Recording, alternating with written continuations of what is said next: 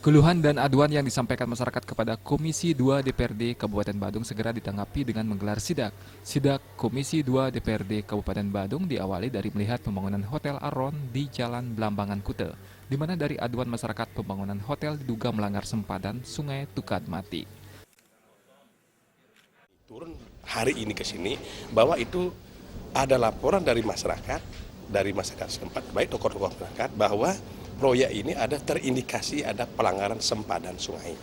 Nah, sempadan sungai itu lapor tadi kami ke Aceh, kami akan konsultasi dengan pihak pemilik tanah tadi itu bahwa akan diadakan pengukuran ulang sertifikat, mencari kita kebenarannya. Nah, jadi itu satu. Yang kedua, dari sisi pengawasan proyek ini sudah bangun seperti ini, tetapi ini sebenarnya kalau izinnya sudah sesuai, tetapi pengawasnya ini lemah. Jadi dari sisi pelanggan tadi sudah ada perubahan gambar. Dari swimming pool tadi kita cek di gambar sesuai dengan kontraktor itu, tadi itu ada sudah pergeseran jadi dari sisi swimming pool semestinya dia di sini, tapi ternyata kedua sisi bangun di sini juga ada tambahan bangun baru. Nah, ini sudah ada pelanggaran.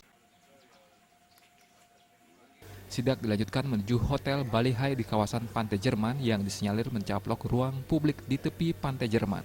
Setelah melihat kondisi dan fakta awal di lapangan, Ketua Komisi 2 DPRD Badung Nyoman Dirgayusa mengatakan akan segera melakukan pemanggilan terhadap pihak-pihak terkait. Ini kita berawal dari ada keluhan masyarakat lah.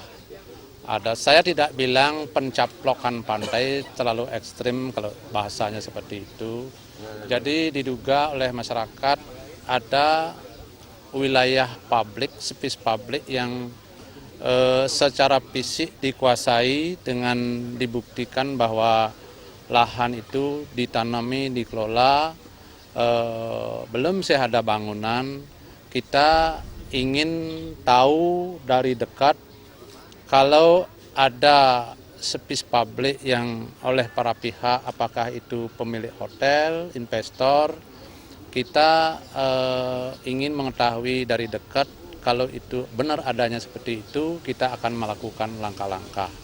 Apalagi oleh Jero Bendeso dan masyarakat setempat menyatakan ada dugaan bahwa space publik itu disertifikatkan.